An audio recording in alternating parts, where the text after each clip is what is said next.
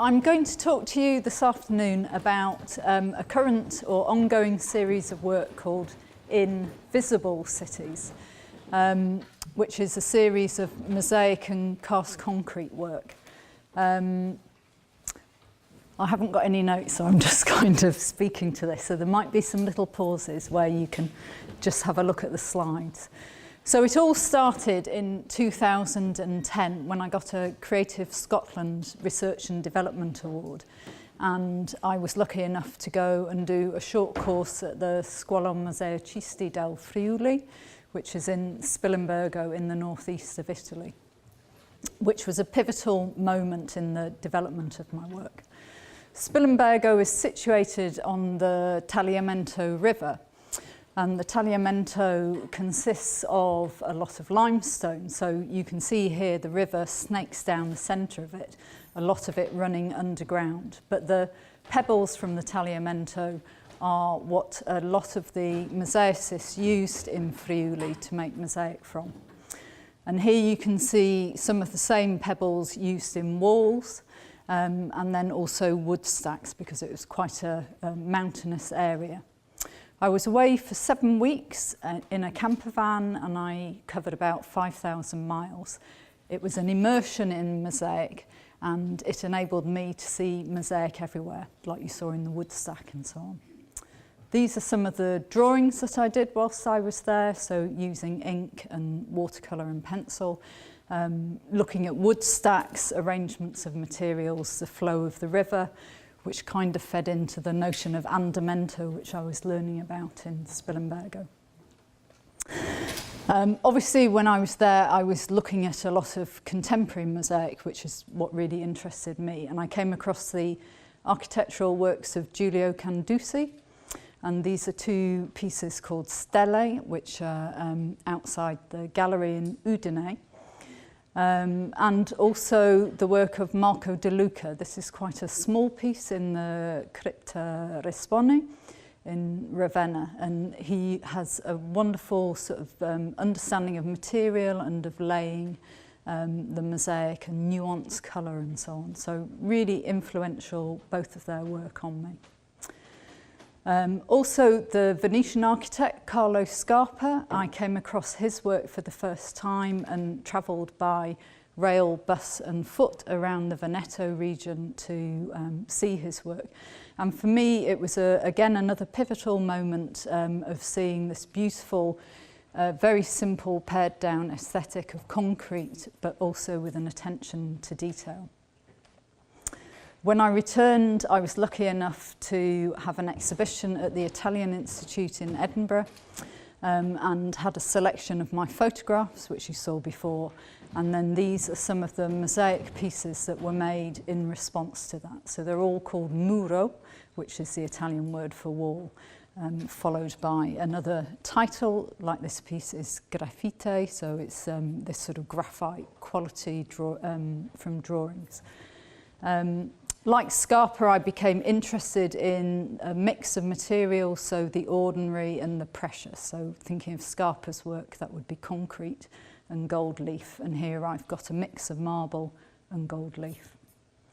So where does the title Invisible Cities come from? It comes from Italo Calvino's book, Invisible Cities, talking about the patina and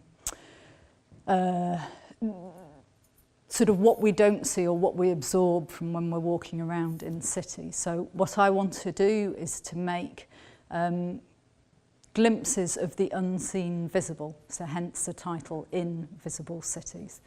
And here are some more photographs of things that I notice or I see when I'm walking around.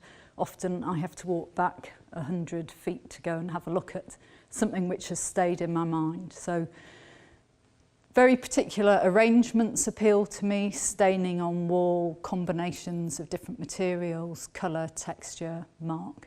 And you'll see when we come to the next piece how directly that influences my work. I've got a very pared down aesthetic, less is more in my, my world of creativity.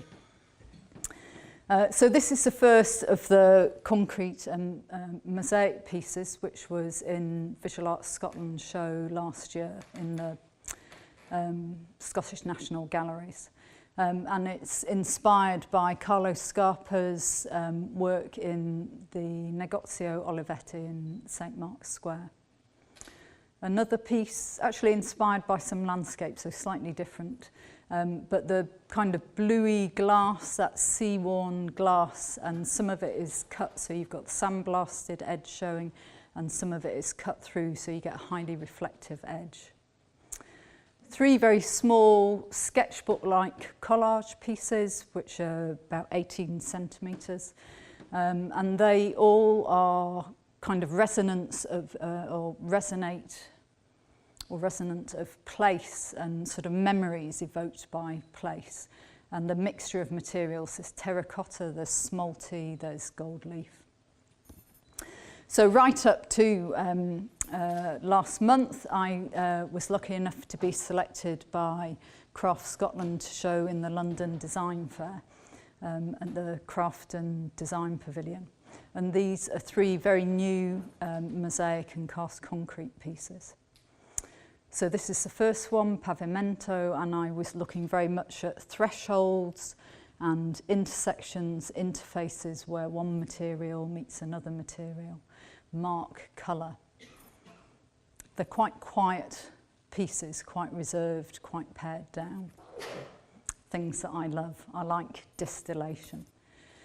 So reveal comes sort of very much from looking at where walls turn round into the reveal for a window or a door, and the wood might be painted and then over-painted, and you might get a little residue of a colour which really resonates with the next colour that's painted on it, so kind of very exciting. And again, the ordinary and precious. Here we've got gold leaf mosaic, we've got concrete, we've got gold leaf applied to the surface of the concrete. So really trying to sort of play with the material qualities. Oh, there we go. Okay, thank you. Thank you very much.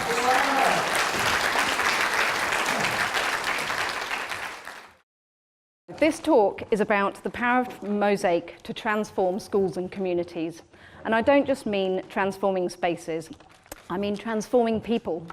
How it brings people together, builds confidence, and teaches new skills. And how it results in artwork that can facilitate learning, celebrate an event, or just brighten up a space. So what's special about schools? Well, of course, you get to work with kids. And while this may seem daunting to some, with some serious organisation and patience, it can be really worth it. The way you see them grow in confidence and excitement is really exciting. So what makes a good school project? Underlying is the concept of involvement in the whole process. They research it, they talk about it, they help to design it, and then they make it. And finally, they see their drawings come alive in Mosaic and fixed permanently in their space, something that will affect their everyday life. And the design comes through them. In the design sessions, we gather all our ideas, and then they draw. Here, for example, the subject was energy through the ages. Not an easy one by any means, but they really warmed to their task, and their ideas for future energy use were worthy of development. The final design is developed from an amalgamation of all their drawings. I might use the shape from one drawing, the colour from another, and a detail from yet another. It's an alchemy of the theme in mind, the drawings, a spattering of artistic license, and the eye of a mosaic artist designing. And then, of course, there's the making phase in the school. Come on, Mr. Slide. It's going to change in a minute. We focus on safety, teamwork. Hang on, wait a minute. You'll have to wait for my slide. Is it not?